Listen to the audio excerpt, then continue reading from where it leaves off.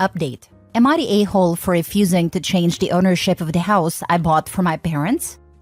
Original post. I, 33, female, owned multiple businesses. I'm not really rich, but since I'm single and childless, I have a lot of spare money. I also saved a lot for my retirement since I don't plan to marry and have children.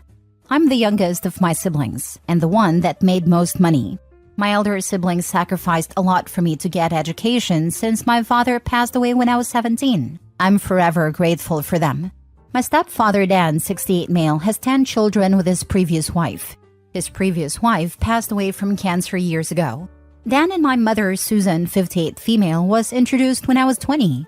I don't like his family. His children are all greedy and selfish. In my country, it's our culture to give money to our parents after we started working. Poor Dan was a school principal, but he loaned a lot of money for all his children, making sure they won't be trapped with student debts. In the end, his monthly pension money will be deducted from the bank to pay debts with little left for their expenses. Luckily, my parents have a farm and that helped them to earn money. My step-siblings always ignored him when he asked for money, and my siblings were always the one that said money. My step-siblings will ask for vegetables and chickens from the farm for free. They didn't even go inside Dan's house, which is considered rude. They just took the things they needed and left. They rarely came back to visit them, and when they did, they rarely buy groceries. I worked hard to earn money for my family. I figured if I have money, I can solve all their problems and make their worries and sadness from poverty go away. So, 3 years ago, I bought a house for them and renovated it to their liking. The house is even bigger than my house and Dan's previous house. They can keep their dogs, fishes, chickens, and ducks. Dan is a good person. He helped me and my siblings when we were very poor. I paid for the house maintenance, hired housekeepers, and bought groceries every month. I gave them pocket money every month too. I made sure they would never lack of anything or need to work hard again, and all they need to do is relax in their old age. My step-siblings started to come frequently, stayed there at weekends, and ate the groceries that I bought. All the groceries are high quality. I only buy the best for my parents. Heck, they don't even cook. They expect my mother to cook for them. If not for the 2 housekeepers, my mother will be tired keeping the house clean because all of them are lazy bums. Their children throw snacks on the floor. Me and my siblings appeared amicable with my step-siblings, but we expressed our disapproval behind their backs. We know they do the same. They're two-faced after all. They even ask for some money from my stepfather sometimes, the pocket money that I gave him every month. My stepfather will always give some of his money every time, much to my frustration. They're a chef, accountants, manager, and teachers, mind you. A week ago, I came back alone to my hometown and stayed in my parents' house. I came to see if my parents lacked anything in the house and to see the dogs and 2 cats. 3 of my step-siblings were there, with their family. We all talked for a bit in the living room and then the topic of the house ownership came up. Apparently, my stepbrother thought the house is on Dan's name. I told them the house is still in my name. They got upset and passive-aggressively said I don't trust or care about Dan or my mother.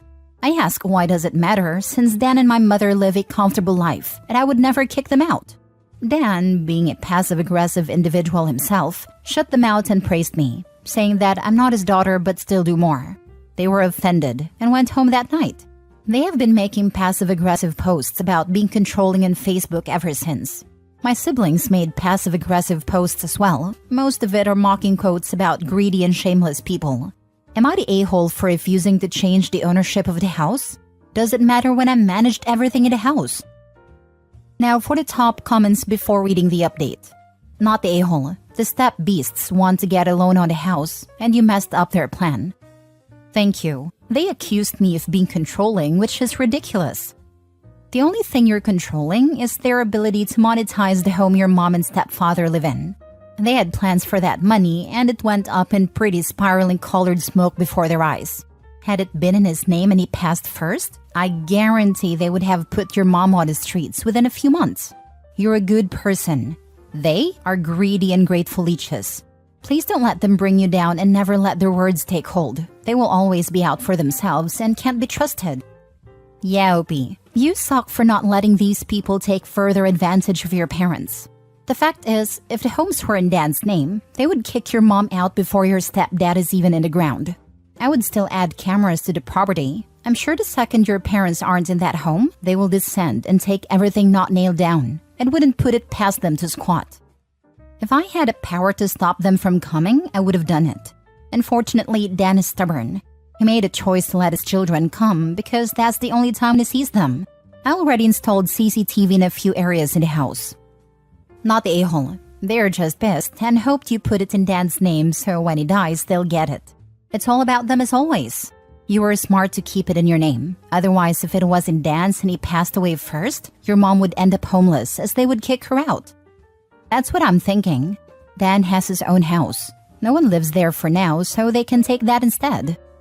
Can be even worse. Not sure what country you're from, but maybe they could consider putting your father in a care home in a few years and throwing your mom out. One house is not enough. They may want all the houses they can get their grubby paws on. They're sus. Don't ever let them get any advantage or they might just fully show their butts. You're a good kid to your parents. I love how you take care of them. Oh, definitely. They don't want the old house because the house is old and not as nice as the new house. The old house is not renovated and properly maintained. Update. Hello, I know my story is a bit boring, but I will give an update nonetheless. I was planning to visit my parents in my hometown this weekend with my siblings to talk to Dan about my step-siblings' behavior. Turns out, Dan already talked to them in their family group chat. My step-siblings were angry. 6 step-siblings threatened to leave the group chat and stop contacting him. Dan said so be it. They didn't do it. I will make it short. 1. Step-siblings spread rumors about me being someone's sugar baby. My nosy aunt heard about the rumor and told my mother and Dan, telling them how ridiculous the rumor was. 2. Dan snapped in the group chat and disowned them. He kicked 6 of my step-siblings that spread a rumor out of the group chat. 3. The 4 youngest step-siblings remain in the group. Unlike the elder siblings, they lost their mom when they were young, so they see my mother as their mom. Apparently, their elder siblings borrow, meaning coerce, money from them every month. They also decided to go no contact with their elder siblings. Me and my family blocked the 6 greedy demons. Thank you for the encouraging words from previous post. Have a nice day, everyone. Finally, an ending that doesn't make me rage. Trash took itself out. If not for that, this would still be a crap show. Even better, Stepdad threw his own a-hole Bayou kids out for being an a-hole to OP. I have the feeling that this one's not done yet. There's still a lot of things that the step-siblings can do that would mess things up. And in less individualistic societies, things are never easy. At least OP and step-parents seem to have their heads and hearts in the right place. As always, laughing out loud at the parasites threatening to go no contact. Oh no, what will Dan do? Kowtow to the parasites or respect the stepchild looking after him and his wife? How will this round of F-arounded find out unfold? My mother-in-law is essentially no contact with me. I am purposefully no contact. And I think she believes she's punishing me while I'm just blissfully existing. It's so nice not being roped into crap all the time anymore and having to avoid rocking the boat. Or rather, work on keeping that boat from tipping over. She can drown for all I care. These people want to believe they're so important so badly, and then when it backfires, they're super surprised. No, not having to placate and take abuse isn't a particular hardship. Some people are so full of themselves they think the sun shines out of their behinds. Therefore, not speaking with them is some unbearable punishment. Last story. Am I the a-hole for refusing to go to my brother's wedding because he didn't want to invite me in the first place? Plus updates. Original post. So for context, I, 21 female, have an older brother, 25 male, who is getting married later this year. We used to be somewhat close when we were growing up, but drifted apart after I met his now fiancée, 24 female. From the start, his girlfriend and I didn't really get along, but I've always kept it civil for the sake of him and my family, so there are no bad feelings between us. Or so I thought. My grandmother called me up about 4 weeks ago to ask if I wanted to go dress shopping with her for the wedding, and I was so confused because I didn't even know my brother was engaged. I thought nothing of it and assumed they didn't mention it because I don't live with my parents anymore, but did find it somewhat strange that no one posted anything about the proposal until I found his girlfriend's private Instagram account in my boyfriend's phone because she blocked me. About a week ago, my mom called me and told me that the invitations were sent out that day and asked if I got mine, because my brother's girlfriend was supposed to give them to my boyfriend since they work at the same company. I said no, and she was very irritated. She called me back after talking to my brother and told me that she's inviting us to the wedding and I don't need an invitation. So I said that I am not going to the wedding without an invite, and that if they didn't want me at the wedding, I don't want to be there. Now, my family is saying I'm the a-hole for not accepting the invitation. My mother inviting me over the phone and saying that I want to ruin her wedding day. So, am I the a-hole? Now, for the top comments before reading the updates. Nope, I sure as heck wouldn't go either in that case. Your mother has every reason to be upset, but with your brother and his wife, not with you. Your mother can't claim you didn't accept the invitation because there was none, and it's not on her to invite you. You weren't invited, and attending the wedding would just put you in a really uncomfortable and awkward position. It would be another matter if, at the very least, your brother had called you to apologize and personally ask you to attend. But he didn't. Maybe he still will, but it's a little too late for that in my opinion. This. Brother doesn't want her there. Whatever the reason, don't go. They'll be unhappy. You'll be unhappy. No good can come of your going. Sounds like mom is trying to play happy family. If you want to solve the problem, then address the problem. Asking everyone to play happy is insulting and cruel. Opie will be sitting there, skin crawling in discomfort. At least that's how I'd feel. That was always one of my mother's lines. I told her when they start paying my bills, I'll start caring what they think. Mom is beefing up with the wrong person. They're beefing with the person they think is most likely to cave. Plus, she only has to deal with one person then, not her son, his fiancé, and possibly fiancé's family. I think she's failing to realize that it's too late. The damage has been done. If fiancé now turns around and says, oopsie, it won't be believed. And if she now sends an invite, OP probably will RSVP no. Not the a-hole, but please ask your parents why you didn't even know your brother was engaged and what the justification is for that. Ask your mom how she would feel if she found out about the engagement from another family member. Frankly, even if I got an invite, by this point I would decline. Now for the first update. Thank you for everyone's comments.